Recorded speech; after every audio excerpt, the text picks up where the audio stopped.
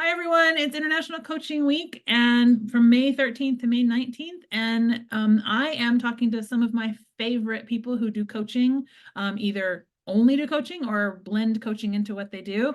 And today, the person I'm talking to is Jeff. Jeff and I know each other. We should have known each other from Amazon, but we really didn't. We met when we were both working at Klarna, and have stayed kind of in touch and friends since then. And when I moved into sort of my coaching journey, Jeff, I was like, what am I doing? How do I do this? So he's been a good mentor and a good friend to me along the way as I've made this transition out of my corporate life into coaching and consulting. So I'll turn it over to you to introduce yourself, tell us a little bit about what you do, and we'll go from there. All right, great. Well, first of all, thanks, Leah. I really appreciate you inviting me along for the conversation today. Yeah, I'm Jeff Castle, and I've been working in the coaching space now for a little over 7 years, I guess. As Leah kind of indicated, the chunk of the meat of my career, shall we say, was spent at Amazon, where I've worked for about 18 years. I'm originally from the United States, but I've lived in Ireland for the last 15, almost 16 years now. Most of my clients tend to be in Western Europe. Sometimes they're in the US. And I work with a pretty wide range of companies and clients, to be honest. I work with individual coaching clients, usually C-level executives, all the way down to emerging leaders.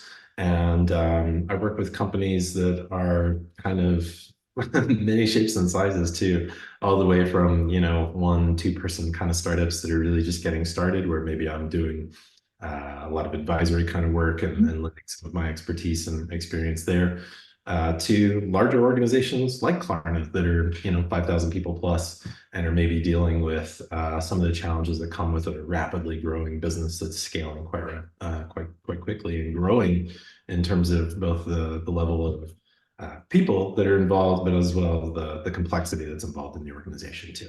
Yeah, that makes total sense. And I know like when we were both at Klarna, it was scaling so fast and we were trying to learn how to interview, which you got to bring a lot of that skill that we both learned at Amazon to that. And just that pace of building an operating model can be huge in those kinds of companies. But then there are individuals make up those teams, right, who need coaching and care and thought and leadership. So Absolutely. And I think that was probably one of the big things that really inspired me to kind of go down this path myself was, I moved from being sort of an individual contributor in Amazon, working in a couple of different engineering teams and even in customer service before that, to management roles. And, I saw, the positive side of managers who probably brought out the best in me and really helped me to grow myself and achieve some really fantastic things at Amazon that I never expected I would do.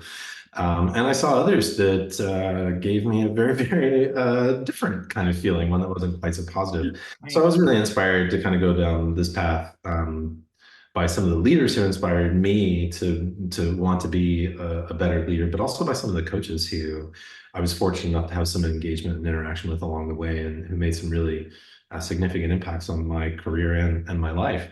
Yeah. And as I spent more time in the corporate kind of world, I sort of discovered that one of my talents that really emerged over time as a leader was doing this kind of work with people, sitting down, engaging in a coaching conversation, a mentoring conversation. Um, and, the more that I kind of got to the end of my corporate career and decided, something new, something next is needed.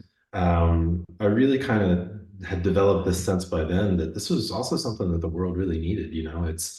I realized time and time again that those that can help us see other possibilities and realities that we can't see ourselves, they're essential to our own personal growth and our collective growth as a society and a planet. So it's kind of what dragged me into this field. Or I wouldn't Yeah. say, I would say You're like, drag me, screaming. willingly ran into it, actually. Yeah, exactly. Exactly. Well, and I Yeah. love what you just said there. I think a lot of times as a coach, what I sense is people just need someone to sort of come to their side of the table and say, let's look at this together.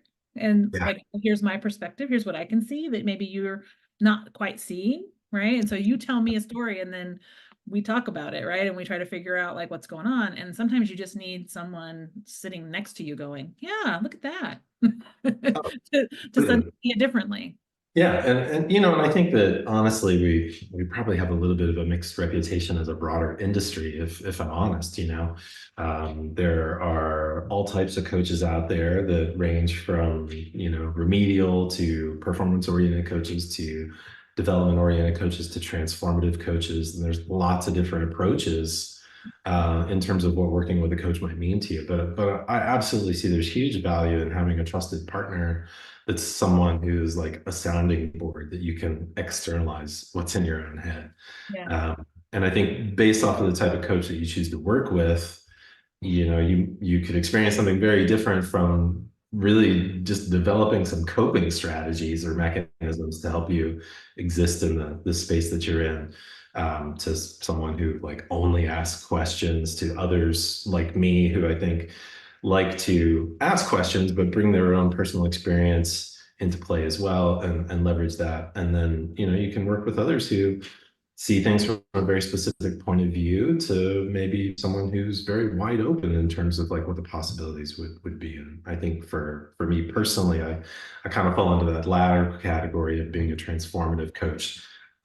Working with me really is kind of about expanding your own awareness, your own understanding of the world around you, about developing a deeper sense of empathy and a different relationship to the world around you. So.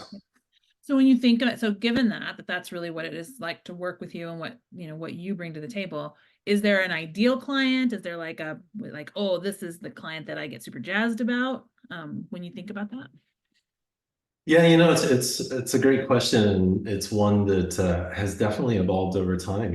I think when you and I would have really spent a lot of time working together, I was probably at a point in that journey myself where I wanted to bring that experience that I had working in a place like Amazon that does a lot of things really, really well. Um, Other things maybe less well, but bring a real big dose of humanity along with that into the organizations that we worked in. And that's evolved over time too, I think, really that's still kind of a piece of it. It's still at the core. But now there's a greater emphasis, I think, around kind of looking at the broader system that you're a part of. And I would kind of even dare say in the last couple of years, it's probably moved away from really and evolved away from really just working more with corporates, and now more into a space where I would say it's kind of working with individuals, entrepreneurs, leaders, companies who are looking at alternatives to the norm of what like building a successful business kind of looks like. It's moving more towards people who want to think longer term, who sustainability is at the heart of some of the things that they're concerned about, who maybe even want to go so far as thinking about shared ownership and collective benefit for all the stakeholders in the chain. I think I probably got to a point in the last couple of years working with some of the larger corporates, and especially in the tech world, and that kind of part of the ecosystem that the VC world's got a big play in, and kind of seeing some of the less positive aspects, I think, of looking at business through that lens, and trying to achieve success only through that paradigm. And I'm really fascinated now by the notion that, I think one of the things I really began to believe more strongly over the last few years in my practice is that a lot of companies look to bring coaches in as like a paracetamol or a Tylenol, to address a symptom that exists within the organization rather than dealing with the systemic issue that creates that issue. And I've kind of, I guess, through my own research experience, reflecting on this, kind of see a lot of that is down to just how we choose to organize ourselves as a company, as a business, as an entity. And I think that there are some folks out there on the cutting edge who are thinking about these things in different ways, who are seeing that bringing a different sense of power and voice and democracy into our organizations can really change what the dynamic looks like within that space. So that's where I'm at these days. That's what really excites me. Oh, I love that. I love that. And I think, and you and I have had some of these conversations, like at some point you can, especially in tech, you can kind of stand back and go, I can keep doing it this way, or Yeah. I can get my soul crushed. Like what do I, like, not everybody feels that way, but some people do, right? Yeah. And Yeah. I've discovered that as I'm coaching people, I coach a lot of people in tech, that, someone would ask me, like, are you a life coach? And I'm like, no, right? I guess not. Right? I wouldn't say that's all I am, but I'll Mhm. have a conversation with somebody one week where we're like, let's plan the workshop. What are you going to try to get across? What are you gonna... And the next week I'm like, why do you not like yourself? Right? Like what's happening? Yeah. Yeah. Right? And it's like this, the bringing of the whole person to a Yes. conversation so Yeah. that we can actually impact these organizations for good and our customers for good and the world, right? And all these, I think when we get so locked into what is the method to grow, get revenue, grow, size of the company, IPO, all these things, we lose the heart, which Yeah. often was there Yeah. for the founder, for whoever when they started, right? Mhm. They wanted to build something that had a better experience, and then Mhm. you sort of lose it and you squeeze all of the humanity out of it, right? Yeah. Yeah. Absolutely. Yeah. Yeah, and that's I think it's been a painful kind of experience to go through in some ways, I mean, and I hold no animosity No. towards any of these companies or people or anything like that. But it's through going through the experience of working in some of these organizations, seeing the ups and then seeing the downs and how some of that's driven sometimes by people who, really sit outside the organization and don't have a lot of skin in the game other than money that they're kind of, betting. And bettors know they're going to lose in some cases, but there's a lot of other people who lose in this dynamic. And I'm really interested in how do we tap into all of that latent human potential that exists in most organizations and kind of let it free. And I'm really encouraged by what a world that operates along that axis could look like than the one that I think we find ourselves in a lot of times now, where we're really trying to take people who um, have the tools and have kind of evolved to a different point in the evolution of humanity than is probably was, fit for purpose in terms of how we organize and how we manage a situation like that. People don't live, thinking about what's happening in the 20-mile radius around them. They think globally. They have awareness of things that are going on everywhere. So how do we take that and try to put that into a little tiny container? I think that's where a lot of our problems in a lot of organizations come from. So Yeah. so how do we change that? How do we start to think about it differently? Yeah, no, I love that. And I think it's such important work for sure. And I think, I do think a lot of coaches, especially leadership and executive coaches, transformation coaches, they really are trying to make some headway in that. We all do it a little differently, but I think we're all trying to make that headway. When you think about sort of, I mean, as you said earlier, like there's all sorts of different kinds of coaches, and sometimes I'm like, oh no, charlatan, right? Like, don't listen to that person, right? Walk away. And then there are people that I'm just like, oh yeah, that's some good stuff. There's some meat there. But when you think about the like coaching in general and the myths that are out there about coaching, like what people believe about coaching, what is something you wish that you could just like wave a magic wand and dispel, and people wouldn't know that or believe it? That's a good question. I'm not sure I prepared as well for that one. Ah, But darn. I think one of the myths maybe is that working with a coach, the coach is going to be able to give you all these answers and unlock all, and your path is suddenly going to manifest before you.